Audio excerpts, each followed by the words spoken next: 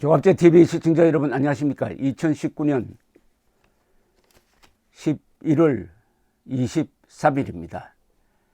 어제 다행히 한국 정부와 일본 정부가 합의를 해서 한일 군사정보보호협정을 유지하는 결정을 했습니다. 어제 저는 마음이 심란해서 아직 그 결정 발표가 나오기 전에 용산에 있는 전쟁기념관에 갔습니다. 그 복도에 가면은 유엔군 한국군 전사자 명단이 새겨져 있습니다. 그게 와이오밍주를 찾았습니다. 미국에서 가장 작은 주입니다. 그 와이오밍주에서 몇 사람의 한국군 전사자, 한국 전쟁 전사자가 적혀 있느냐 일부러 세어보았습니다. 58명이었습니다.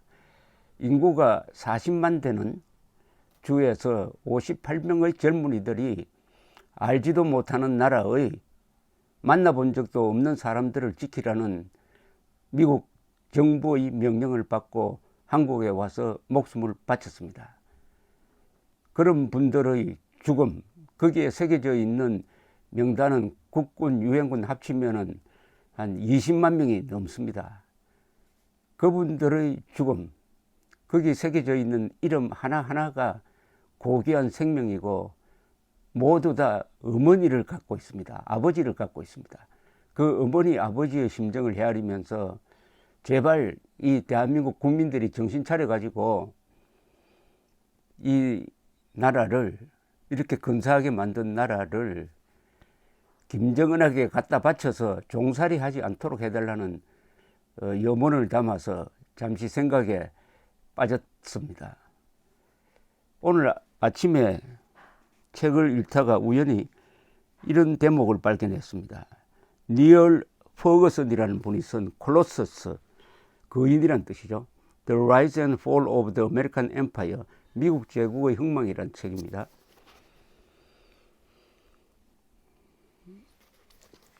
이 니얼 퍼거슨은 뭐 세계에서 가장 유명한 역사학자로 보면 됩니다. 하버드 교수고 영국 사람입니다. 이분이 쓴 책에 이런 대목이 있었습니다. 미국이 장기 주둔하는 나라가 잘 되는 나라라는 겁니다. 미국이 전쟁에 개입했다가 금방 빠지면 곧 혼란으로 돌아간다는 겁니다. 월남은 빠지니까 망해버렸습니다. 필리핀도 결국은 필리핀 사람들이 들고 일어나가지고 쫓아내버렸습니다. 그래서 필리핀이 지금 발전하고 있습니까? 만약 이라크에서도 지금 미군이 거의 빠졌습니다. 이라크가 지금 잘 되고 있습니까? 아프가니스탄에서도 미군이 빠지면 다시 탈레반 세상으로 갈 가능성이 많습니다. 시리아에서 미군이 빠지니까 일대 혼란이 일어나서 쿠르드족이 아주 혼이 나고 있습니다. 미군이 장기 주둔해야 잘 되는데, 미군이 장기 주둔해서 잘된 나라를 세 나라를 꼽았습니다. 독일, 일본, 한국입니다. 독일, 일본, 한국. 여기서 이 필자는 뭘 주장하느냐? 미군이 장기 주둔하면은 뭘 남기고 떠난다는 겁니다. 떠나더라도 한국은, 일본은, 그리고 독일은 아직 떠나지 않고 있습니다. 유산을 남긴다는 겁니다. 제도라는 유산을 남긴다. 민주주의라는 유산을 남긴다는 겁니다. 장기 주둔이 꼭 필요하다는 겁니다. 여기에 이승만 대통령의 위대한 선택이 있었습니다. 이승만 대통령은 6.25를 빨리 마무리하고 한국에서 빠져나가려는 아이젠하워 대통령을 딱 붙잡았습니다. 방공포로 석방이라는 압박정책을 써가지고, 그래서 한미 상호 방위조약을 맺고 주한미군을 여기에 놓고 장기적인 한미 동맹관계를 만들었습니다. 그리하여 울타리를 만들었습니다. 미국이 울타리 역할을 하면서 한국이 이런 번영을 누리게 되었습니다. 자유를 누리게 되었습니다. 민주주의를 하게 되었습니다.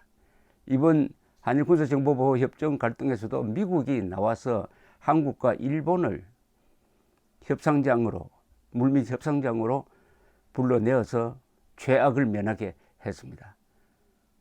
이런 미군, 주한미군의 장기 주둔입니다. 한국의 번영은 주한미군의 장기 주둔에서 가능했던 것입니다. 이 한국 주한미군의 장기 주둔을 위협하고 있는 게 지금 북한의 핵 위협이고 동시에 지금 분담금 협상입니다. 분담금 협상. 제가 그냥 속에 있는 대로 말씀드린다면은 미국이 달라는 대로 다 줘야 합니다. 50억 달러 주어도 괜찮습니다.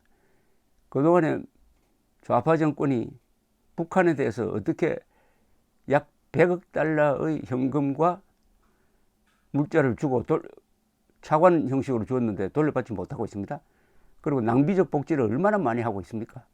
그렇다면 우리의 생존을 보장하는 분담금 50억 달러 줘도 그 대부분이 또 한국으로 재투자됩니다. 그리고 한국 사람들을 위해서 한국에서 쓰여지는 게 대부분입니다. 그럼 달라고 하는 거 다 줘도 괜찮습니다. 다만 협상 면에서는 갑자기 5배 올리려고 하면은 반미 감정을 부추길까 하는 그런 우려가 있습니다. 자, 그런데 미국 의회가 이 주한미군 감축 그리고 주한미군 철수에 대해서 지금 제동을 걸기 시작을 했습니다. 미국 의회 중에서 이 외교를 담당하는 게 바로 상원입니다. 상원의 큰 일 중에 하나가 외교입니다. 그러니까 미국은 두 개의 외교의 축이 있다고 보면 됩니다. 미국 의회, 특히 미국 상원과 미국 행정부인데, 이 고맙게도 미국 상원이 주한미군 감축, 철수는 물론이고 철수 감축 반대 법안을 지금 준비를 하고 있습니다. 이 상원이 며칠 전에는 지소미아 파기는 안 된다는 초당적인 결의안을 통과시키기도 했습니다. 다 우리 한국 사람들을 위해서 고마운 일을 하고 있는 미국 상원입니다. 여기서 앞장서고 있는 사람이 주한미군을 줄여서는 안 된다, 주한미군 철수를 해서는 안 된다라는 앞장서는 사람이 또 아주 힘이 있는 사람입니다. 공화당의 린지 그레이엄 상원 의원은 지금 트럼프 대통령과 아주 친합니다. 그리고 이분은 영향력이 매우 큽니다. 이렇게 이야기합니다. 미국 소리 방송과 인터뷰를 하면서 주한미군 철수는 내 생전에는 절대 안 된다, 이렇게 이야기했습니다. 뿐만 아니라 상원 공화당 지도부 조니 언스터 의원은 주한미군은 단순히 북한의 위협 때문만이 아니라 동북아 영내 방어를 위해 있는 것이고, 그곳에는 우리가 주시해야 할 다른 상대들도 있다. 다른 상대는 중국, 러시아라는 이야기죠. 쉽게 말하면은 동북아시아의 문명을 수호한다 이겁니다. 민주주의를 수호한다, 자유의 보루다, 문명을 수호하는 역할을 주한미군이 하고 있다.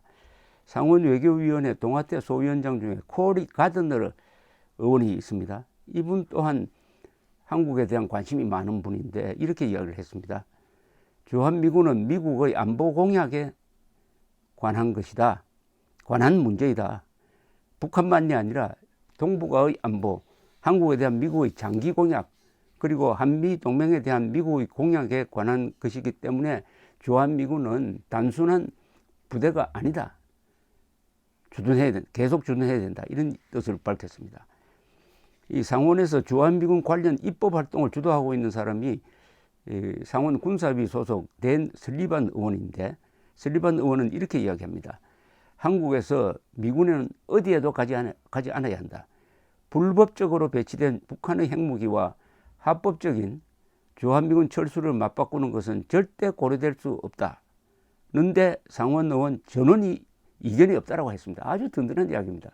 이게 미북 협상 과정에서 북한이 계속 주한미군 철수하라, 한미동맹 해체하라, 그리고 해구산 철거하라 이렇게 나오는데, 논리적으로 보면은 북한의 핵 개발은, 핵무장은 불법입니다. 유엔 안보리 결의 위반입니다.